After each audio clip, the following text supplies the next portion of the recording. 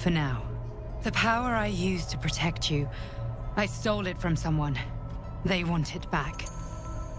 I will hold them off for as long as I can, but sooner or later I will be worn down. You must discover the source of the magic that controls the parasites before that happens. Follow the cultists' trail. They will lead you to their masters. Use the powers your parasite gives you to convince them you are one of them. And when you find the source of their magic, destroy it. Go. Our freedom depends on it.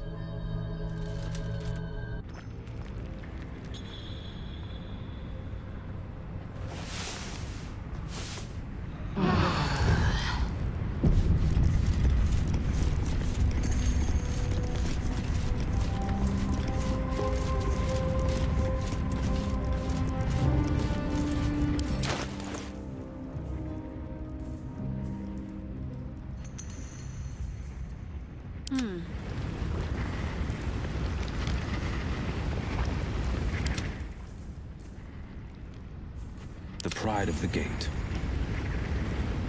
Let's march! A hero at heart.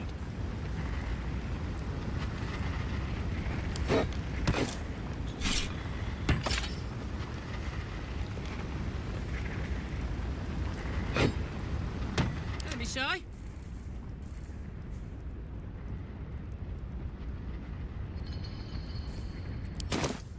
Landoneer.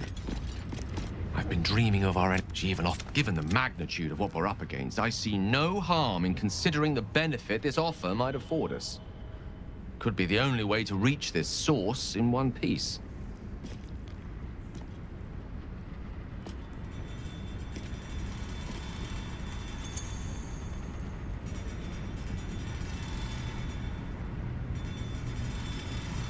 As existential evils go, the Absolute certainly seems an adversary worth halting in its tracks.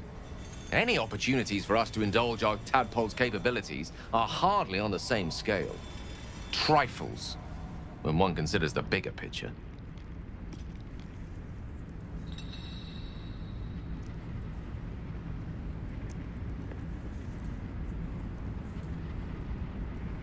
That is most gratifying to hear. May I? Thank you.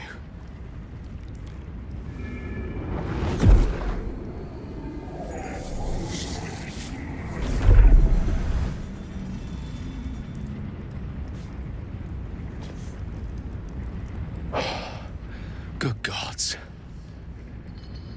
It hardly has any effect. Oh, Mistra, have mercy on us all. Listen, I need to speak to you, to all of you. It would be unconscionable of me to remain silent.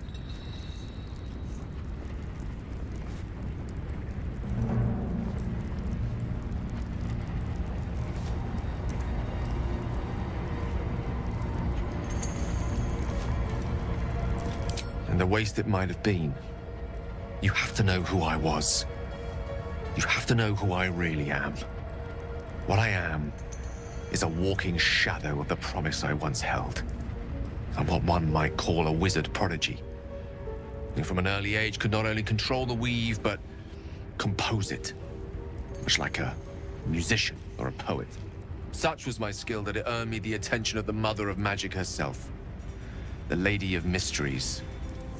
The goddess Mistra. She revealed herself to me and she became my teacher. In time, she became my muse. And later, even my lover.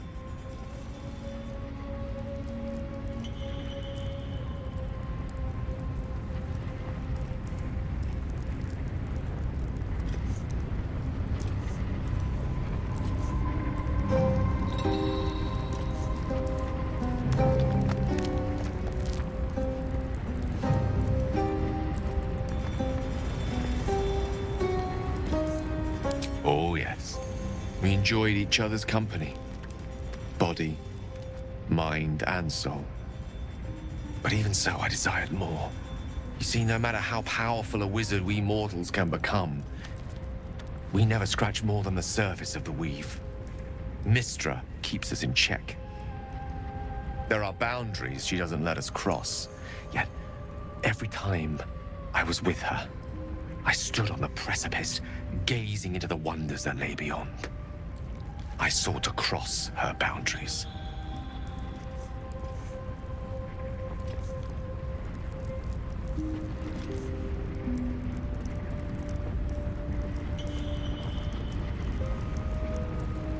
Quite. I tried to convince her. I pouted. I pleaded. Swore my ambition was only to serve her better. She only smiled and told me to be contented. But inconceivable as it seems to me now, I shared a bed with a goddess, yet I wasn't satisfied. So I sought to prove myself worthy to her instead. We come now to the crux of my folly. Shall I share the story behind it, or would you rather head straight to its sordid finale?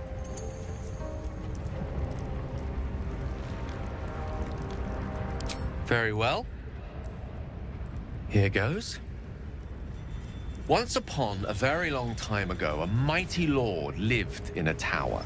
A flying tower, to be precise. I'll save his history for another time, but the gist of it is that he sought to usurp the goddess of magic so that he could become a god himself. He almost managed, but not quite. And his entire empire, Netheril, came crashing down around him as he turned to stone.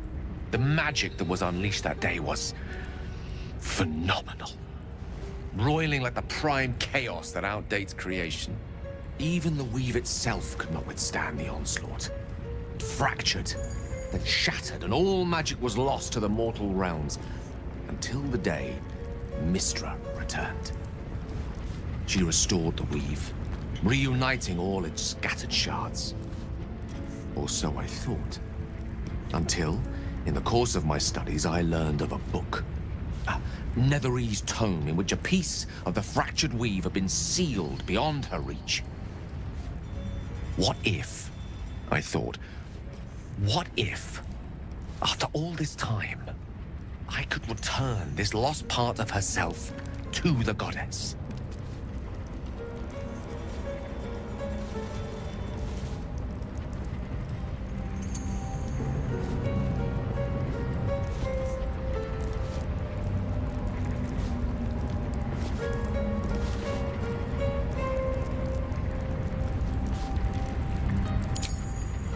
I certainly thought so.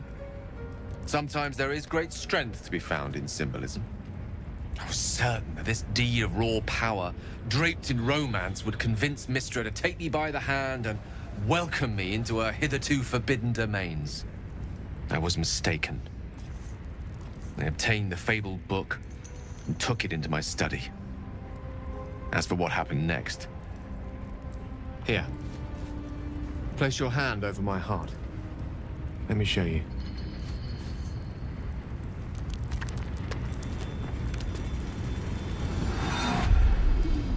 You feel the tadpole quiver as you realize Gale is letting you into the dark. You've seen this before. The book, the black tendrils of chaos weave that lash out and overtake you. The dread is as real as the first time. The oppression just as unbearable.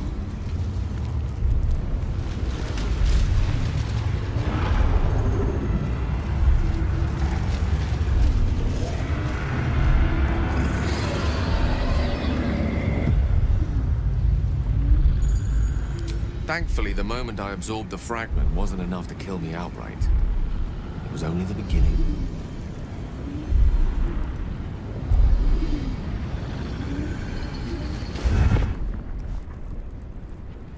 This Netherese blight, this orb, for lack of a better word, is balled up inside my chest. And it needs to be fed. As long as I absorb traces of the weave from potent enough sources, it remains quiet. Were it ever to fully destabilize, however.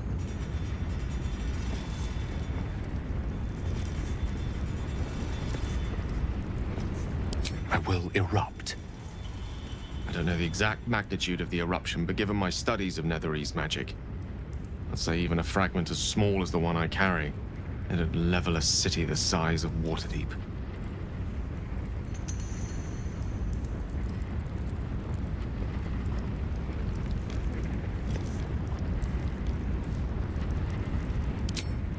Every waking moment. Every dreaming moment, too. But there was no way out. All of this. It must feel like a betrayal. Say the word, and we'll part ways.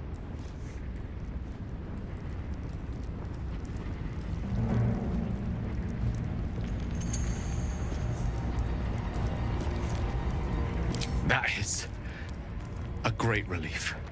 Oh, a great relief indeed. You truly are a soul that steals my own. From all my new rallied heart, I thank you. I thank you all. I understand if you stand against me. I'm humbled if you stand with me. Either way, I will do my best not to let you down. I stand at a precipice, but if you do not give up hope, neither shall I. I'll fight. I'll resist as long as I can. Now, even I am tired of the sound of my own voice. Let us venture forth.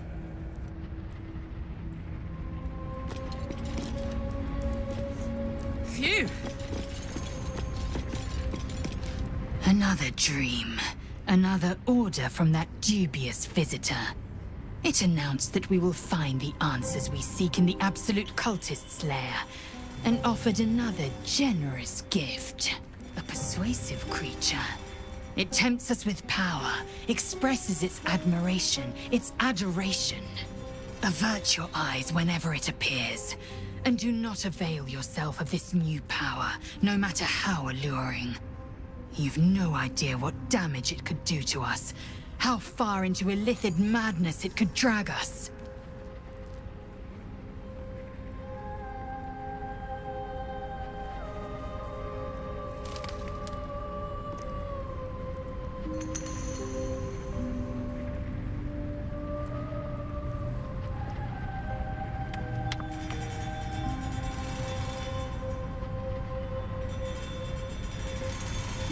Yes, the one truth that fell out of its cankered lips. There will come a battle, but it will be one with swords, not mind games born of brainworms.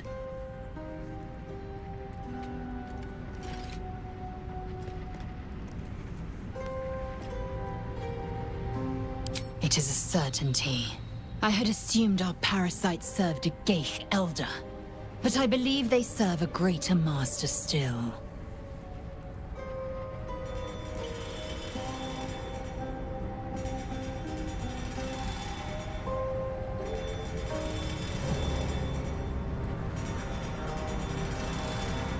A question that burns in my belly day and night. Elders and collectives abide by their own tenets. It would require a powerful creed to unite them. And now this voice, this creed, finds our own ears. If it reaches this plane, it may reach others.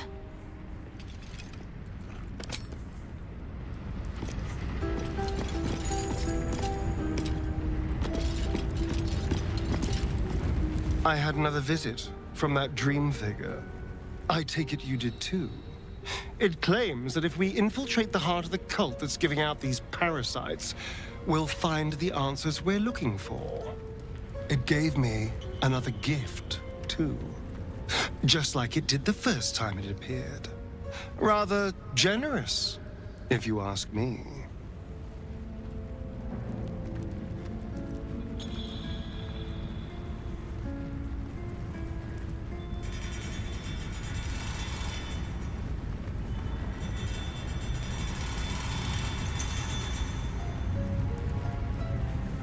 And while we're at it, we can see how many more of these little worms we can harvest. Now, was there anything else?